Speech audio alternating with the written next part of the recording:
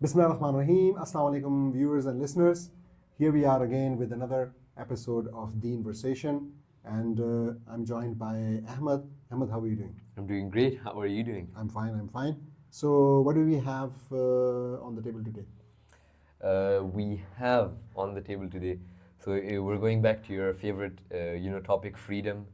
And I know you. I love thought this my favorite topic was women last time. We said that live on camera. You have fluctuating favorite topics. Okay. Ramadan, it seems to be food nowadays. Okay. So we are discussing food today? No, don't get your hopes up. We're still discussing freedom. So, just on the topic of freedom, so we see that man is created free in the eyes of Western media, in the eyes of the Western people, and just generally all over the world. People just view that man was created free. We have options, we have choices and decisions that we can make for ourselves. And so the question stems that if Allah created man free, and we had so many questions, if Allah prohibited me from something like drinking wine, and I could choose not to do that, why did Allah create me free then? Why didn't He just ingrain all of these rules into me? No, why didn't He? Well, that's part of your test. That's a part of your test. Yeah, that's part of your test. But yeah, let's take a step back. And you said that Westerners view that humans are created free. Yeah. Muslims also view that they are created free. All right. So why do we have this? So just a second. So we also understand that Muslims or humans, according to the Muslim understanding, they see that humans have been given free will. So freedom. So free will. It's a bit slightly different concept than freedom. So we have free will, which means we can choose. Now, what's different is that in the West, do you have laws? Yeah, you have laws. That's the point. Where are those laws coming from? From the From state. other human beings. The state. So from other human beings. From other human beings. So these people are the slaves of those lawmakers, which are other human beings, which means that they are slaves of human beings. That's just a second. quite- And where are our laws coming from? Up above. Exactly. So they are coming from Allah subhanahu wa ta'ala. They are coming from Quran and Sunnah. So that means that we are slaves to Shariah, or in other words, we are slaves to Allah subhanahu wa ta'ala and His Shariah. He is the Shari, He is the giver of the path, He is showing us the path, and we follow that path. So what's the problem? But this is quite a wrong presentation. It's quite unfair of you to say that, because if I'm in a democratic system and I can choose to go the way of law, I can choose to become a senator and influence laws that change my country and change how the people in my country act and react. But on the other hand, as a Muslim or any other religious person, when I take my laws, I can't go on any certain route to change those laws. So that's the difference between the two. We have a very free will good point, even in that. fair point. So you will always need to change those laws made by other human beings. Why? Because those laws would be imperfect. So they would need improvement, and so one set of people would see them otherwise. They would see that they need to change according to their needs and their understanding. So you're saying that any type of change is whereas in the Islamic paradigm, Islam is perfect. You're saying Allah's change laws are perfect. No, but what you're saying is quite absurd, I think. You're saying that change is imperfect?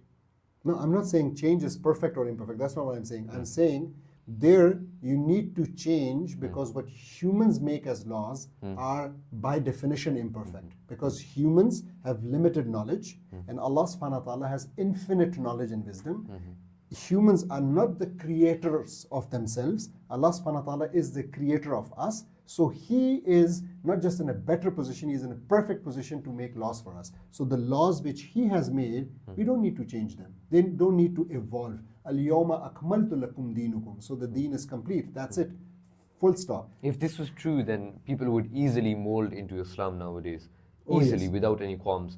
So that's not what's happening, because from the 1400 years that the Prophet's religion came and passed and then spread, of course, from that 1400 years after that, our times have changed, people have changed, people's mentalities have changed, people's behaviors, ethics, everything has changed, and with it our society has changed. The rules that govern us have changed, and I don't think that's a bad thing. I really don't think that's a bad thing, because we're going towards a better place. We're going towards a place that makes people happy. Living standards are getting better. People are getting more freedoms. People are. You're right. Yeah. You're right. Thank you. But Done? We're done for today? No, don't be too happy. Just tell me, if you have an architectural map, so you have a drawing of a house, Yeah. okay? Yeah. And it's there, and it's great, looks great. Yeah. So, and on the other hand, if you have a house which is built according to this map, Yeah. what would attract people more? The house? The house, right? Yeah, of course. So, in case of Islam, right now, what is left of Islam is this map, and some people, or a lot of people, who want this map to be built into a house. But is the house there? No. That's it. So you don't have an Islamic state. And so guess why, what? so where should those in people? instead, we have the blueprint of the house, but then instead we have a house already. We have capitalism, democracy as our house. This is the house. A slaughterhouse.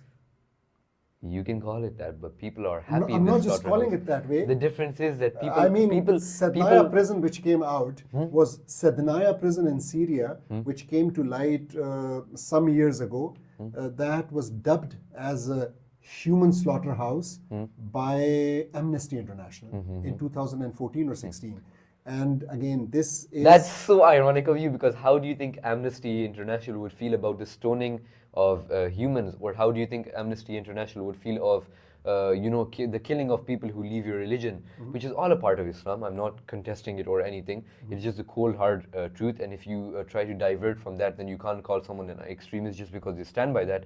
But I'm just saying that we can't judge them by their standards if we have such flawed standards ourselves. Just a second, we are not judging them by their standards. What Yeah. we are doing is, we are taking one of their statements on something which we deem as incorrect and they deem as incorrect. We deem as wrong, bad, they also. And that's why I'm telling you that they are calling it by that name.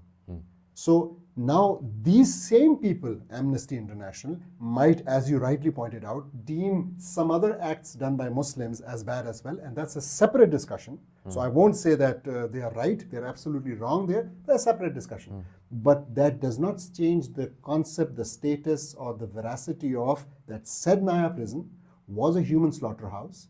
And we have ample proof now. We have documentaries being made inside it, what happened there. We have so many eyewitnesses who have told their stories. So It doesn't change anything, but my point isn't that. I'm not saying that that changes anything about Sednaya prison house. I'm just saying that you can't throw stones from a glass house. We have rules that look so barbaric to the people of this time, and I don't think Amnesty International would feel very happy yeah, about... but in that case, we Muslims don't see them as barbaric. They do. So there we'll have to have an argument.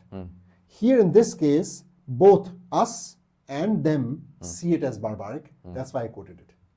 Both us and them see it as barbaric. Yeah, so the human slaughterhouse in Sednaya, the Sednaya prison, is undisputedly something bad. Is there a single person who would come and say that, no, this is justified? But your whole...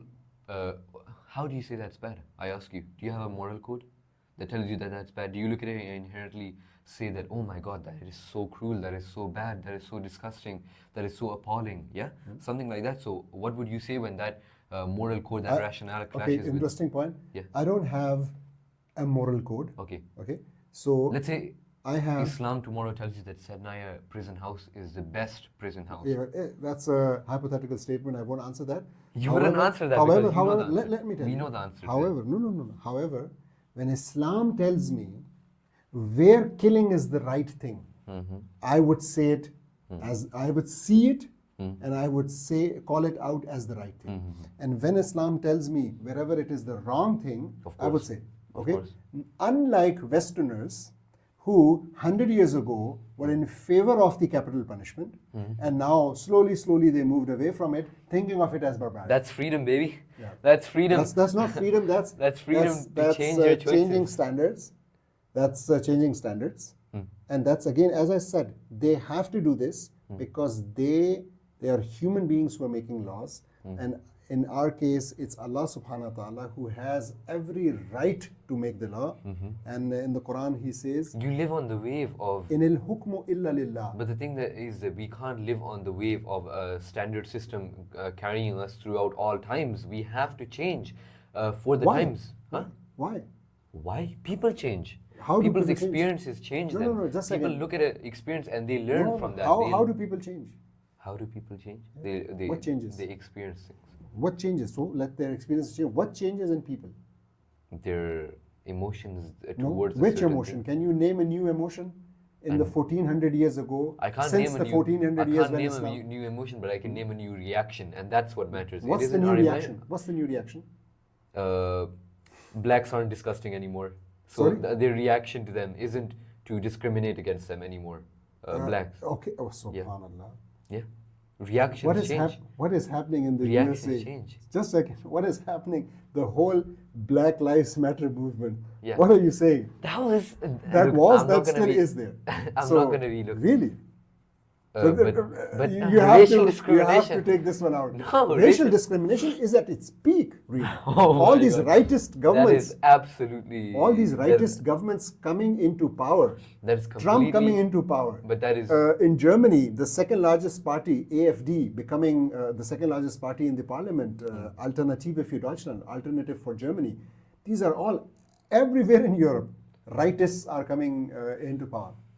They are really... I don't agree with this. We don't see this on the news. We see that, racial discrimination is at an all-time low. After Black Lives Matter, some people thought it's so ridiculous, the notion of Black Lives Matter, because now nobody, in football matches in the Champions League or Premier League, I don't remember, I was watching the matches and they had them kneel for Black Lives Matter as the players. And some players were kneeling because they were like, what is this, this tomfoolery? Like, why are we doing this? This doesn't exist anymore. Sure, it may have existed 1 year ago when, I'm sorry, I don't remember his name, but police brutality, extremely unfortunate Yes, exactly. case. Yeah, exactly. Yeah. That happened, but we can't carry on to the sorrows of the past. No, we can't. It's you have to Google it. You have to Google it. It doesn't go away like that. Of course, it's sure. really Sure. But I don't. So another emotion. Name another emotion. Name another reaction. Name anything. I'm sorry, but you're taking advantage of my memory right No, now. no. Okay, fine. So again, my point is, humans have not changed. It's very important to understand that. And because humans have not changed, the law which came for humans also does not need to change. I beg to differ. Look, humans, let's say, I even want to say something. Humans 500 years ago, 600 years ago, 700, 1400 years ago, they dealt with physical problems. They didn't deal with emotional, psychological problems, not as much as today. So that's why nowadays we have things like OCD and claustrophobia and all of these, things that make like us old timers here in Pakistan. They make us think that, these white people are so weak because they have all of these emotional disabilities.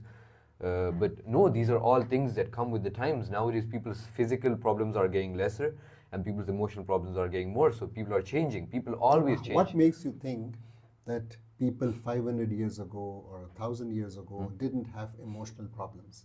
They did have emotional problems, but they didn't have. So there are so many ahadiths which tell you about controlling your anger. By the way, a very beautiful hadith. It's not a simple. A beautiful hadith talks about that the judge should not judge when he is angry, and that tells us. And there's a lot of research done. Interestingly, a lot of research done by the scientist by the name of Daniel Kahneman. He is a Nobel laureate, and he recently died. Daniel Kahneman, that psychologist. I know. He just passed away, I think 3-4 days ago. And he made a lot of research on this phenomenon that judges, when they are in an emotionally charged state, that their rulings are affected. And 1400 years ago, Rasulullah sallallahu subhanallah, he told us, and he gave this hukam. And in the hukam, fuqaha, so people who know Islamic jurisprudence, they already deduced from it that here it's not just ghadaban, it's not just ghussa, it's not just anger, rather it means, so by this statement they derive that even if he's extremely happy, extremely sad, he should not be, exactly, he should not be passing judgments at that time. Right. And same came out there. So anyhow, so trust me, son, humans have not changed an iota. That is an absurd statement. What has changed is the circumstances under which People's reactions to the circumstances have changed. You can't put someone in the North Pole and then the South Pole and expect him to act the same in both poles. That's basically That's what a you're physical saying. reality. People change according to their circumstances. Our You have to give an circumstances- example. You have to give an example to convince our audience. So listen. Our audience is rational. I hope so. Our audience is logical. Let's see. Ask them to give you some help by typing some examples in the comments. All right. Okay. I know the audience. So you want a spam of comments in. So you know that it'll be spam. Of huh? course it'll be You know spam. it'll be spam because there are none. No. Yes. Okay. So I think let's stop here and you search some examples, and if we have them, we'll take up this issue in another episode. Inshallah. Okay. So thank you very much, listeners. And I think today it was a very clear 1-0 for me. So wonderful. see you again, inshallah. Assalamu alaikum.